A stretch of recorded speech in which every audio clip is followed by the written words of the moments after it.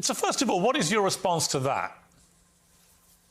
Well, first of all, I would say that Coleman Hughes is a propagandist. He works for the Free Press, which is run by Barry Weiss. So I think you have to consider the source. And Barry Weiss is a pro-Israel partisan. Free Press is just bought out by CBS for $150 million by Larry Ellison or his son, David Ellison. And so I think that's coming from a particular point of view. We can't pretend like that's coming from a vacuum or from some fixed position. That's coming from a propaganda outlet that's in favor of Israel. That's first. But second, I would say he is right about the two personas. And I think that everybody understands this on some level. On my show, I make jokes and I use rhetoric and I'm hyperbolic because for a long time I had an audience that was small on these like dissident platforms. I was on D Live for many years. A lot of people don't even know what that is.